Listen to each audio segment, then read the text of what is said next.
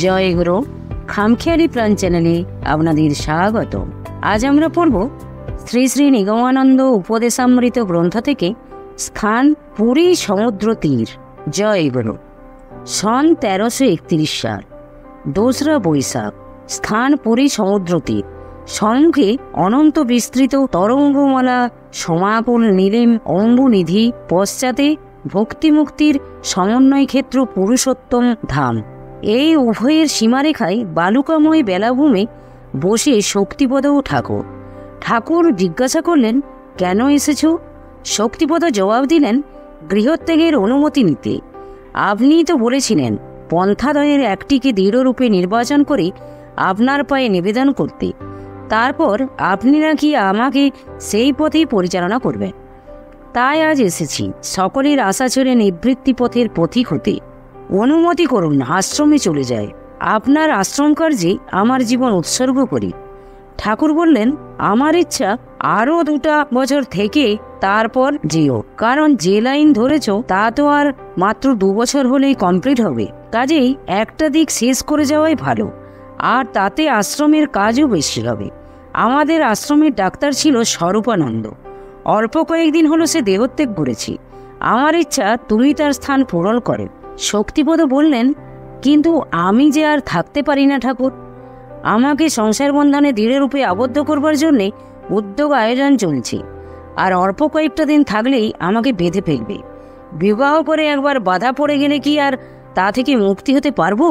ঠাকুর বললেন, তাহলে আমি আর নিষেধ করি না, তোমাকে আশ্রমে যেতে অনুমতি দিচ্ছি।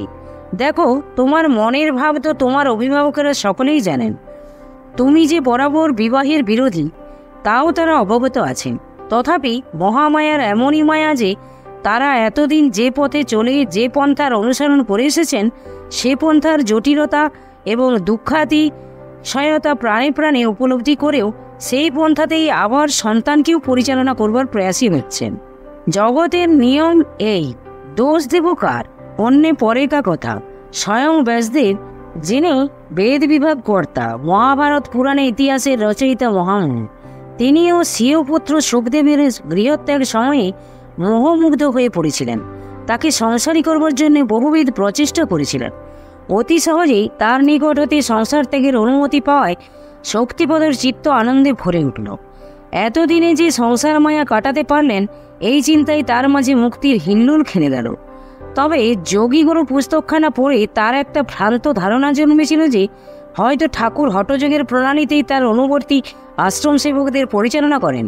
অথচ শক্তিপদর প্রকৃতি যে এ বিষয়ে প্রতিকূল, দেহ মন যে যোগ সাধনের উপযোগী নয় তা তিনি নিজে বহুবার পরীক্ষা করে দেখেছেন। তাই সসংকোচে বললেন, আমি কিন্তু যোগ টোগ কিছু করতে পারবো না। ঠাকুর হেসে বললেন, তা কেন করতে হবে? যোগ টোগ কি আর বাঙালির সাজে? বাঙালির দেহ মন কি আর যোগ সাধনের উপযোগী? বাংলা হচ্ছে প্রেমের দেশ। প্রেমের সাধনায় বাঙালি যত সহজে সিদ্ধি লাভ করবে অন্য কোনো সাধনায় এত সহজে তা পারবে না। বাংলার মানুষই যে প্রেমের উপাদানে গড়া। এদেশের মাটিতে প্রেম, জলে প্রেম, আকাশে প্রেম, বাতাসে প্রেম।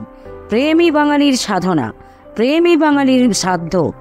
তাই ভারতের অপর স্থানে জ্ঞানের অবতার, কর্মের অবতার আবির্ভূত হয়েছিলেন সত্য, কিন্তু প্রেমের ঠাকুর শ্রী শ্রী গৌরাঙ্গ মহাপ্রভু নেমে এসেছিলেন এই বাংলারই মাটিতে। তাই প্রেম ধন বাঙালির নিজস্ব। কর্ম জ্ঞান ভক্তির সমন্বয়ী পন্থাতে চললেই এই প্রেম লাভ হয়ে থাকে। আমার নির্দিষ্ট পন্থাও তাই, এই ত্রয়ীর সমাহার। ফলাকাঙ্ক্ষাবিহীন হয়ে শ্রীগুরুর উদ্দেশ্যে তার পিত্তর্থে কর্ম করে যাওয়াই হচ্ছে আশ্রমের সাধনা। যৎ করসি যদস্নাসি যজুভোসি দদাসি যৎ যত্তপস্যসি কোন্তেও তৎ কুরুষ্য মদর্পণম। এই হচ্ছে আমাদের দেশ।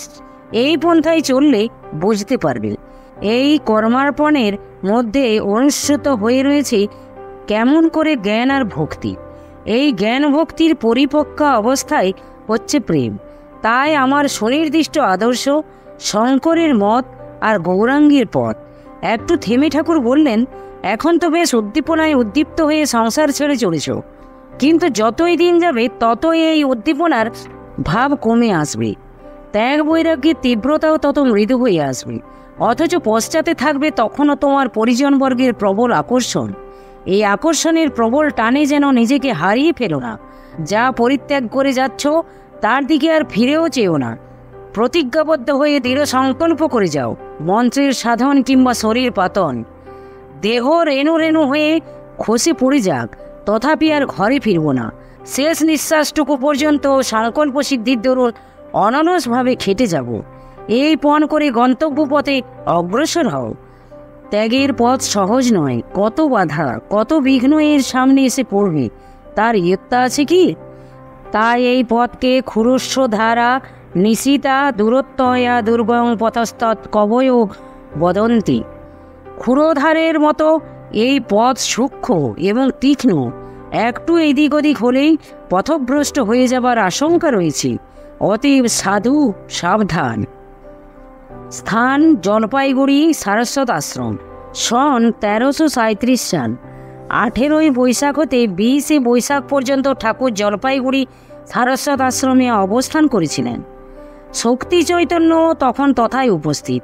কিছুদিন পূর্বে শক্তি চৈতন্য হৃদয় উন্মুক্ত করে তার তদানীন্তন চিত্তক্ষেত্রের শোচনীয় অবস্থার কথা বর্ণনা করে জীবনের লক্ষ্য ও তৎপ্রাপ্তির সহজ সরল উপায় কি তা জানবার জন্য ঠাকুরকে একখান সুদীর্ঘ পত্র লেখেন। তার উত্তর ঠাকুর আর লিখিতভাবে দেন নাই, দিয়েছিলেন সাক্ষাৎ মৌখিকভাবে এই জোরপাগড়ি আশ্রমে 19শে বৈশাখ তারিখে। অবসর সময়ে শক্তি চৈতন্যকে ডেকে নিয়ে ঠাকুর বললেন, তোমার পত্র পেয়ে আমি খুব সন্তুষ্ট হয়েছি। তুমি যে আমার কাছে অকপটে তোমার হৃদয়দ্বার উন্মুক্ত করে দিয়েছ, এতে আমি খুব আনন্দিত হয়েছি। প্রকৃত শিষ্য যে সে ঠিক এইভাবে গুরুর সামনে আপন হৃদয়খানি মেলে ধরবে। দেখো, হতাশের কিছু নেই। জীবনটা কতগুলি স্তরে ভাগ করা হয়েছে। এক স্তরের কাজ শেষ হলে আরেক স্তরের কাজ আরম্ভ হয়। তোমার বর্তমান যে চিত্তের অবস্থা তা চিরস্থায়ী নয়, এও দুদিন পরেই চলে যাবে। সুতরাং ঘাবড়ে যাবে কেন? আর তুমি তোমার চিত্তের যে চিত্র আমার সামনে উপস্থাপিত করেছ, খোঁজ নিয়ে দেখবে প্রায় সকলেরই এই দশা। কেউ তা প্রকাশ করে, কেউ করে না। এই যা তফাৎ। জীবনের গতি দ্বন্দ্বময়, শোক দুঃখ নিত্য সঙ্গী। এদের সঙ্গে আত্মসম্মিশ্রণ করলে চলবে না। সাধনা দ্বারা এদের অতীত হয়ে দ্রষ্টার আসনে বসতে হবে। কাম ক্রোধাদি জীবের স্বাভাবিক বৃত্তি। নিবৃত্তি মার্গের পথিককে আজীবন এদের সঙ্গে লড়াই করে যেতে হবে। যথাসম্ভব এগুলিকে স্ববশে আনবার চেষ্টা করতে হবে। এদের দোর্দণ্ড প্রতাপ দেখে ভয় পেলে চলবে না। আবার যৌবনেই কামের প্রভাব বেশি। যৌবন অবস্থায় কাম জীবকে বেশি করে উদ্ভ্রান্ত করে তোলে। এই অবস্থায় কর্তব্য ধীর স্থিরভাবে গুরু নির্দিষ্ট পন্থায় পরিচালিত হয়ে তার সঙ্গে যুদ্ধ করা। কখনো হারবে, কখনো জিতবে, কিন্তু রণে ভঙ্গ দিয়ে আত্মসমর্পণ করলে চলবে না। এইভাবে চললে শেষে দেখবে এরাই তোমাতে আত্মসমর্পণ করতে বাধ্য হয়েছে। তোমাদের জীবন হেলাফেলার জীবন নয়। তোমাদের জীবনের একটা গুরু ব্যঞ্জনা আছে। আমি জানি তোমার দ্বারা জগতের এক মহৎ কার্য সম্পাদিত হবে। সুতরাং হাল ছেড়ে দিও না, হতাশ হয়েও না। আমি যেভাবে উপদেশ দিয়েছি সেইভাবে জপ ধ্যান করো। অবসর সময়ে আত্মচিন্তা করো, এতে অশেষ কল্যাণ সাধিত হবে। লক্ষ্যের দিকে দ্রুত অগ্রসর করে দেবে। জীবনের লক্ষ্য সত্য লাভ। সেই সত্য লাভের চিরন্তন পন্থা দুটি, একটি কঠোর সন্ন্যাস যোগ, অপরটি ব্রহ্মবিদ গুরুর সেবা। সন্ন্যাস যোগাবলম্বনে সত্য লাভের আশা সুদূর পরাহত, সাধারণের পক্ষে এক প্রকার অসম্ভব। সহজ এবং সরল পন্থা হচ্ছে গুরু সেবার পথ। শ্রীগুরু বহু সাধন ভোজন করে যে আধ্যাত্মিক সম্পদ লাভ করেন, একমাত্র সর্বাব্য ছেড়ে তার সেবা দ্বারাই শিষ্য সে সমস্ত আয়ত্ত করতে পারে, আর চরমে শ্রীগুরুর সমান গতি লাভে সক্ষম হয়। জয় গুরু, জয় গুরু। আজ এই পর্যন্তই। যদি আপনাদের ভালো লেগে থাকে তাহলে চ্যানেলটিকে সাবস্ক্রাইব করে সাথে থাকবেন। জয় গুরু, জয় গুরু।